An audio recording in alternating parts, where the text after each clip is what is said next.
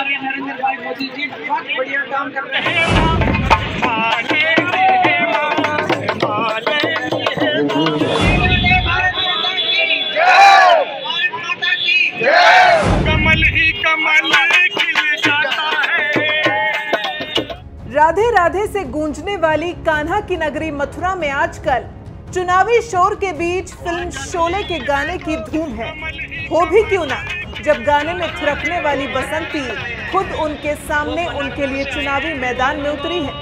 साल 2014 के आम चुनाव में जीतकर दिल्ली पहुंचने वाली हेमा मालिनी को बीजेपी ने इस बार फिर से मथुरा से टिकट दिया है, तो दोबारा दिल्ली पहुंचने की चाह में हेमा मालिनी इन दिनों मथुरा में ही है और जमकर चुनाव प्रचार कर रही हैं। अभी हाल ही में गेहूं की फसल काटने खेतों में पहुंचने वाली हेमा मालिनी 5 अप्रैल को फिर एक बार खेतों में नजर आईं। इस बार वो आलू के खेतों में पहुंची तो खेतों से आलू बीनना और साथ ही जो हाथ कभी महंगी गाड़ियों की स्टीयरिंग को घुमाते थे, उन हाथों को उन्होंने खेतों में चलने वाले ट्रैक्टर पर भी आजमाया।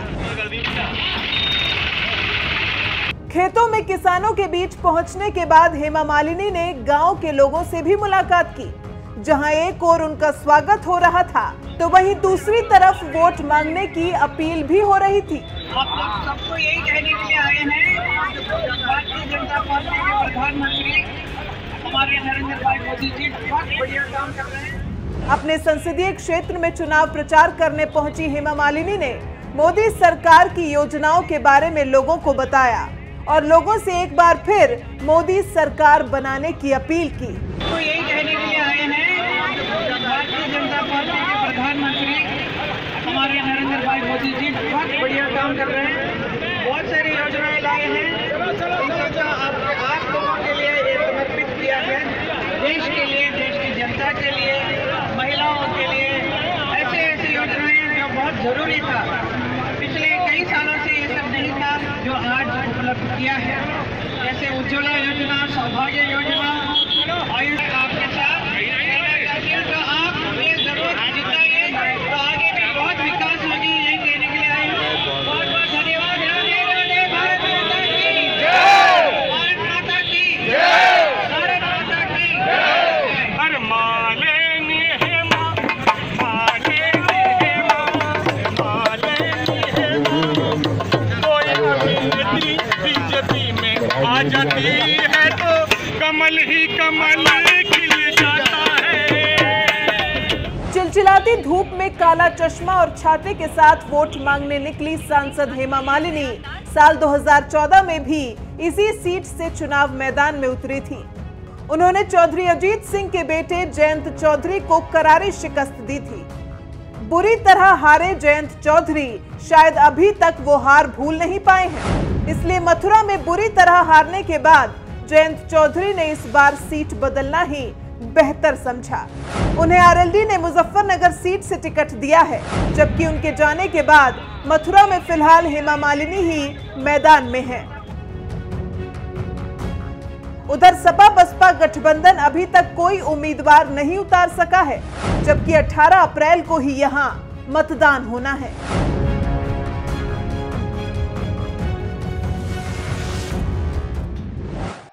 भाई और बहनों, करप्शन के साथ साथ कांग्रेस ने देशद्रोहियों और पाकिस्तान को खुश करने का भी अभियान छेड़ रखा है और ये कोर्ट में चार्जशीट आई,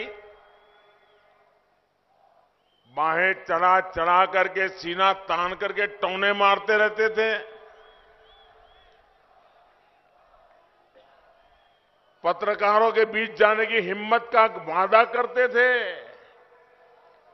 आज मैंने सुना कि पत्रकार उनके पास जाकर के नामदार को हेलीकॉप्टर, कोर्ट में चार्जशीट, उसके लिए सवाल पूछने गए तो ऐसी झापट मार के भाग गए।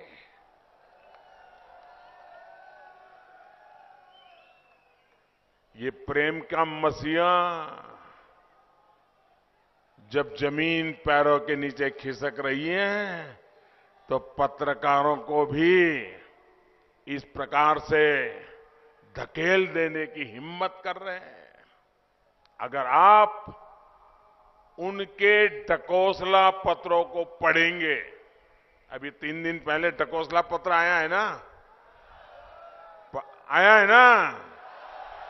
अगर आप उनके ढकोसला पत्र को पढ़ेंगे तो पता चलेगा कि कांग्रेस का हाथ किसके साथ है।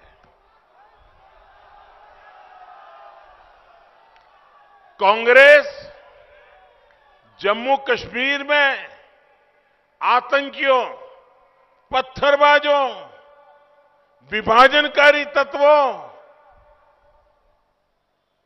जिसका सामना हमारी सेना कर रही है, अर्धसैनिक बले कर रहे हैं, उनको जो एक विशेष कानूनी व्यवस्था से रक्षा मिली हुई है, जिसके कारण फौज का जवान वहां खड़ा रह पाता है, देश के लिए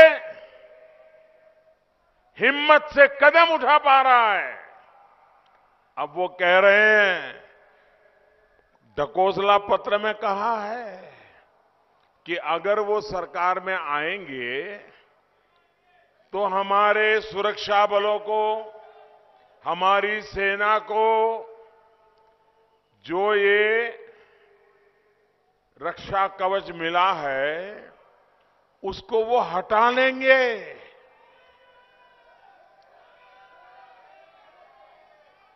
इनकी ये बातें आपको मंजूर है? कोई सेना का जवान इसको मंजूर रखेगा? अगर सेना के जवान को आप रक्षा नहीं करोगे तो कौन मां अपने बेटे को देश के लिए मरने के लिए आगे करेगी? क्या होगा देश का? और सिर्फ वोट पाने के लिए ये पाप कर रहे हो आप? अरे लानत है आपकी राजनीति पर। भाइयों बहनों,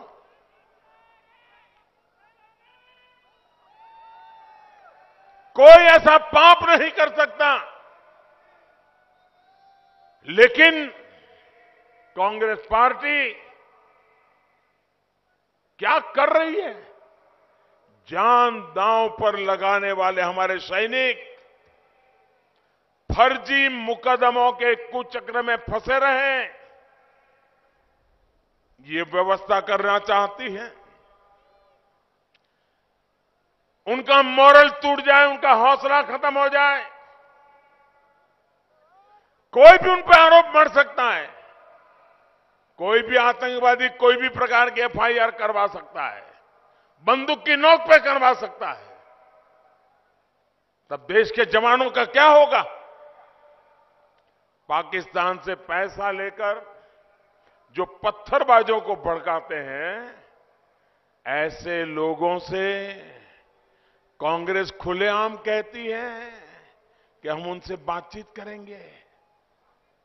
आप मुझे बताइए भाइयों, क्या आप में से कोई ऐसे लोगों का मुंह भी देखना पसंद करेगा क्या? अरे बातचीत की तो बात छोड़ो, कोई उनका मुंह भी देखना पसंद नहीं करेगा। जो भारत के खिलाफ साजिश रचता है, हमारे इस प्राण प्रिय देश को टुकड़े टुकड़े होंगे कहने वाले लोग, उनकी बात करता है। जो तिरंगे झंडे को जलाते हैं, जो तिरंगे झंडे को रौंदते हैं, जो सरकारी दफ्तरों से फाइल चुराने के खेल खेलते हैं, जो बाबा साहब आंबेडकर की मूर्ति तोड़ करके समाज के अंदर विद्रोह पैदा करना चाहते हैं, ऐसे लोगों पर देशद्रोह का मुकदमा चलना चाहिए कि नहीं चलना चाहिए? अगर सेना के जवानों पर पत्थर मारे तो देशद्रोह का मुकदमा चलना चाहिए, नहीं चलना चाहिए। रेल की पटरी पर से पटरी को निकालने का कोई खेल खेलता है तो देशद्रोह का मुकदमा चलना चाहिए, नहीं चलना चाहिए। हिंदुस्तान की खबरें दुश्मन को देता है, देशद्रोह का मुकदमा चलना चाहिए, नहीं चलना चाहिए।